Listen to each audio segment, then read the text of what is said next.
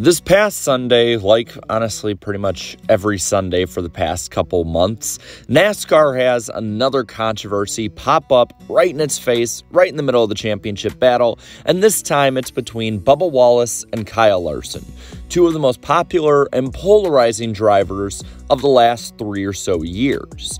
And with it, we have a really egregious incident from Bubba Wallace, where he was pinched into the wall by Kyle Larson, came down and right rear hooked Larson into the outside wall, got into a bit of a scuffle after that, and then really showed no remorse in the media.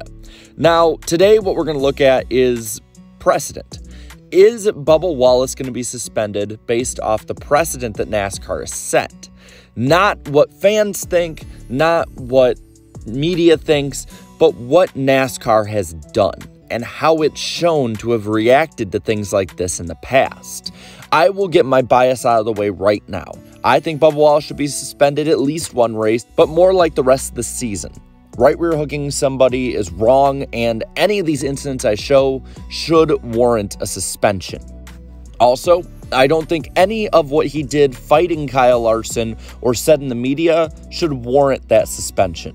Drivers have been very chippy with the media before in incidents like this, and drivers have fought since the beginning of NASCAR. Bubba Wallace is no different and should not be treated any differently in a negative way for that reason, but also shouldn't have preferential treatment either.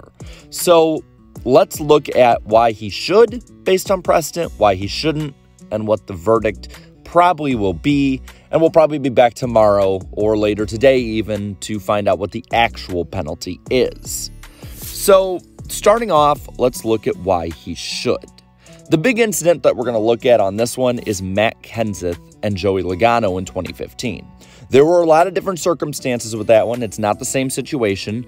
Logano had been pushing Kenseth for weeks, had been treating him worse than a lot of the drivers out there, like spinning him out of the lead at Kansas, cutting him off at Talladega, and then through some teammate shenanigans, inadvertently ended up crashing him at Martinsville before that. Kenseth came out on the track and walled Logano. While it was awesome in person, I can admit that it's probably the wrong thing to do, and ultimately Kenseth was suspended a few races because of this incident.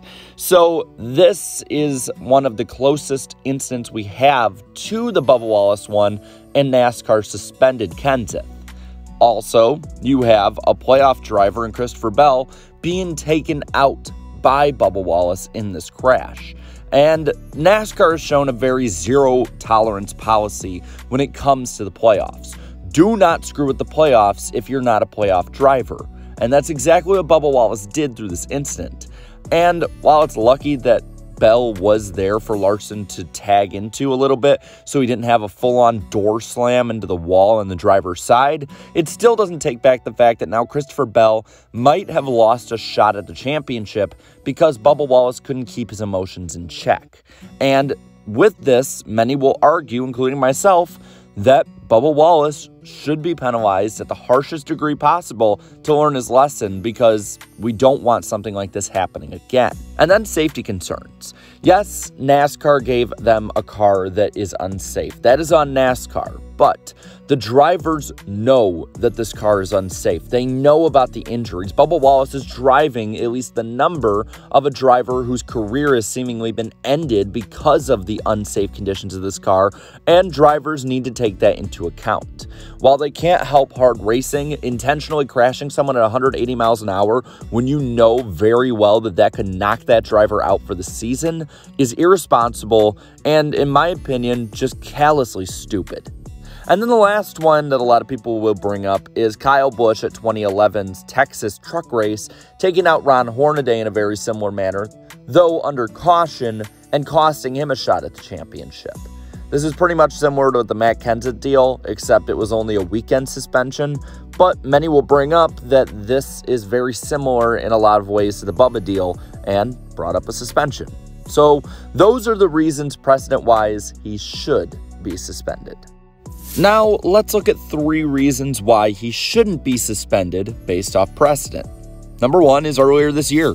Noah Gragson at Road America right hooking Sage Karam into the entire field causing a huge wreck, causing drivers to, well, not seriously, still have minor injuries, and causing a lot of guys to get crashed out.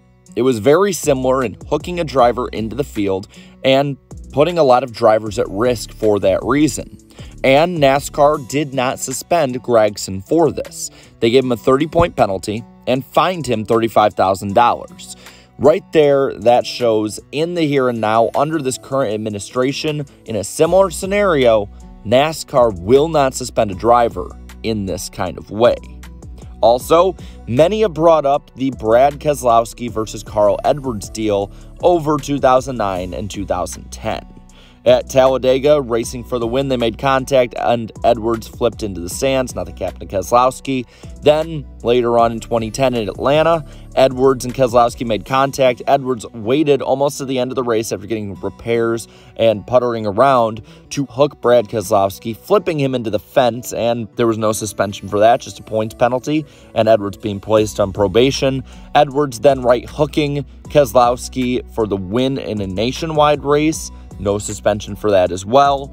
And with all of this, you look at this building up over time and you realize that NASCAR was never going to suspend him, as it was really good entertainment in their eyes, and it fit the boys have at it mantra that they had put in effect that season.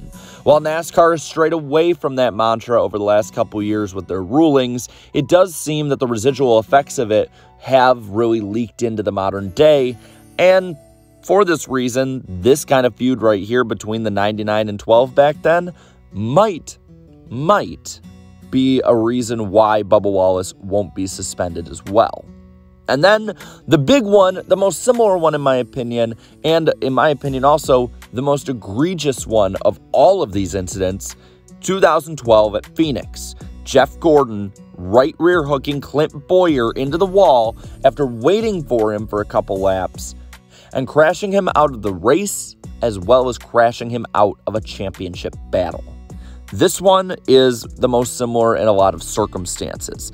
He right rear hooked Bowyer, which we talked about. He took him out of a championship the way that Bubba took Bell out of a championship, and there were no suspensions for it. There was a 25-point penalty, a $100,000 fine, and he was put on probation for the rest of the season, which was one race.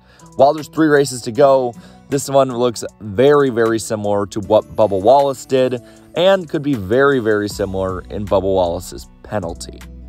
These right here are 3 major incidents that fans will either remember for a long time or have remembered for over a decade that point to why Bubba Wallace won't be suspended.